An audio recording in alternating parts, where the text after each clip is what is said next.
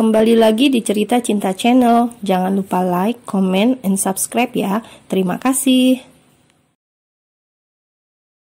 Jam 3:30 sore, Sena sudah kembali di apartemen. Tujuannya kini hanya satu, mengemasi semua barang-barang miliknya dan segera pulang ke Palembang. Dengan pikiran yang kosong, Sena mulai berkemas. Ia yakin betul jika saat ini Hanan sedang menemani sang istri, seraya memeluk anak mereka yang baru lahir dengan sayang. Membayangkan itu, Sena hanya bisa tersenyum getir. Entahlah mana yang harus ia percaya, tentang Lora versi Hanan atau Hanan versi Lora. Andaikan saja sejak awal ia tahu jika Hanan sudah menikah, ia tidak akan menerima tawaran untuk menjadi sugar baby dan berakhir dalam keadaan seperti ini. Cintanya sudah terlanjur dalam.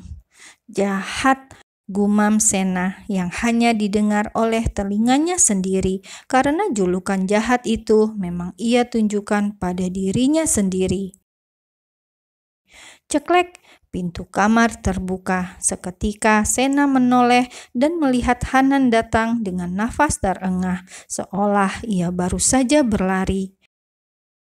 Sesaat tatapan keduanya terkunci sebelum Sena memalingkan wajah dan Hanan melangkah mendekat. Aneh memang, namun hati Sena tetap bergetar kala melihat pria yang sudah menyakitinya berkali-kali ini. Hanan duduk di sisi ranjang dan memperhatikan Sena yang duduk di atas karpet tebal, menyusun beberapa bajunya untuk dimasukkan ke dalam koper. "Bisakah kamu tetap tinggal, biar aku yang pergi?" ucap Hanan memecah keheningan. Kini hubungan mereka terasa begitu dingin. "Tidak, aku akan tetap pulang," jawab Sena acuh, tak sedikit pun menoleh pada Hanan. Tak ada kehangatan, tak ada pula manjanya yang menggemaskan.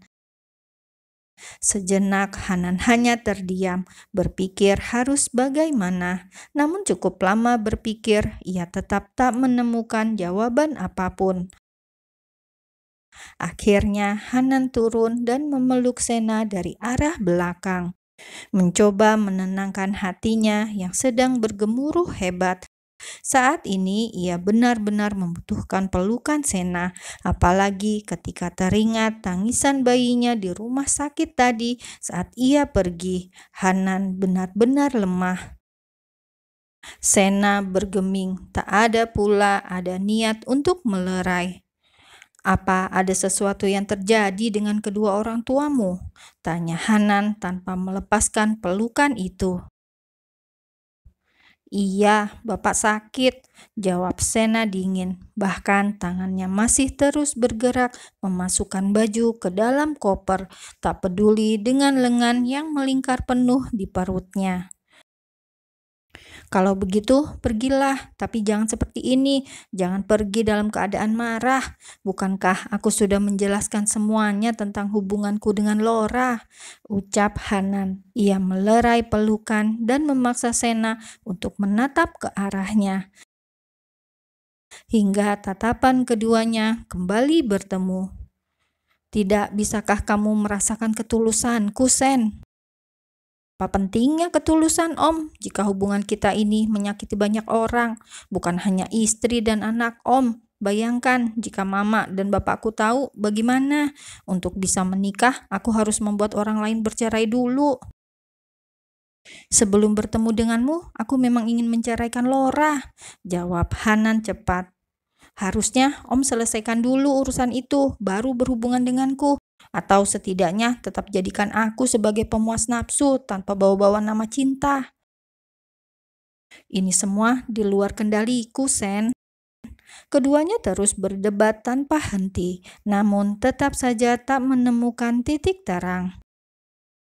"Sudahlah Om, kita akhiri saja semuanya. Kasihan anak Om yang baru lahir jika ayah dan ibunya berpisah," ucap Sena sendu. "Akan lebih kasihan lagi jika anakku terus bersama Lora," balas Hanan di dalam hati. Percayalah padaku, Sen, sekali ini saja. Semua yang aku lakukan adalah yang terbaik untuk anakku dan juga untukmu. Jelas Hanan meyakinkan sekali lagi. Ia cukup memahami kenapa Sena jadi sekeras kepala ini. Pelan Sena menggeleng. Dan mendapati jawaban itu, Hanan langsung menahan tengkuk Sena dan menjatuhkan ciumannya. Ia mencium bibir ranum sang kekasih dengan paksa. Hanan bahkan terus melumatnya meski Sena tak membalas. Hingga entah di detik keberapa mulut Sena mulai terbuka dengan sendirinya. Ia bahkan menutup matanya dan mencari jawaban dari ciuman itu. Seolah menutup akal sehat, nyatanya Sena pun masih menginginkan Hanan. Cintanya tak berkurang walau sedikit pun setelah semua yang terjadi, setelah rambutnya dijambak habis-habisan oleh Laura. Mendapati balasan Sena, Hanan tersenyum kecil di antara ciumannya itu. Ia makin mengeratkan dekapannya. Cukup lama keduanya berpaut seolah menepis semua perdebatan yang sedari tadi menyelimuti hubungan mereka. Kehangatan yang kembali menjalar di antara keduanya. "Kamu jahat, Om," desis Sena setelah ciumannya terlepas. Dahi keduanya menyatu dengan nafas yang sama-sama memburu. "Iya, aku jahat, karena itulah aku tidak akan melepaskanmu," jawab Hanan, lalu kembali mencium bibir sang kekasih sekilas. "Pulang besok pagi saja ya, aku akan mengantarmu." Sena menggeleng, ia sudah tak bisa menunda lagi. "Tidak, Om, aku akan tetap pulang malam ini, aku bisa pulang sendiri." "Baiklah, malam ini kita pulang, aku akan tetap mengantarmu." "Tidak usah, Om. Menurutlah Sen, bagaimana dengan..." "Anakku baik-baik saja," potong Hanan cepat. Tak ingin menyia-nyiakan waktu yang tersisa, Hanan kembali meraup bibir Sena.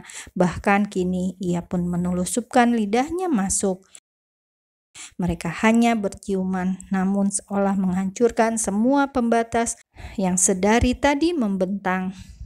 "Panggil aku sayang," pinta Hanan. Tersenyum kecil, Sena menggeleng. "Tidak mau," jawabnya seraya memalingkan wajah menyembunyikan kedua pipinya yang sudah merona. "Aku mencintaimu, Sen," bisik Hanan tepat di telinga sang kekasih. Seperti orang yang begitu egois, Sena pun membalas ucapan cinta itu, lalu memeluk kekasihnya erat.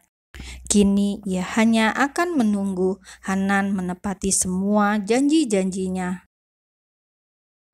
"Bagaimana dengan anak Om nanti?" tanya Sena lagi. Hatinya masih saja belum merasa tenang ketika mengingat nasib anak itu. "Maukah kamu merawatnya?"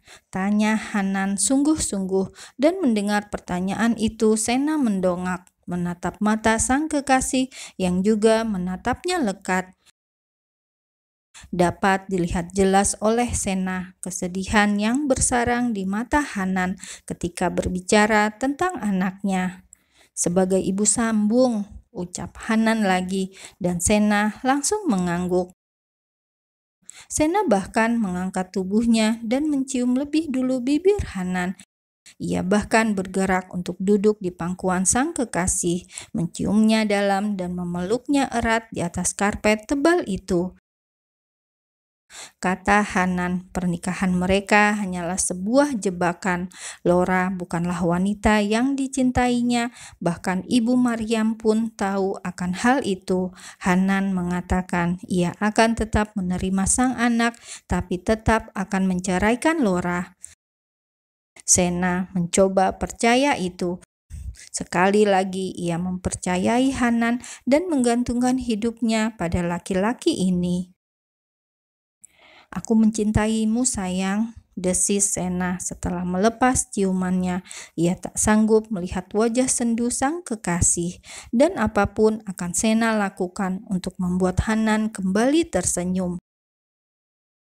Sebelum mereka keluar dari dalam apartemen itu, keduanya kembali menyatu, seolah meyakinkan satu sama lain jika mereka tidak akan saling meninggalkan. Hingga waktunya tiba, mereka akan kembali bersama.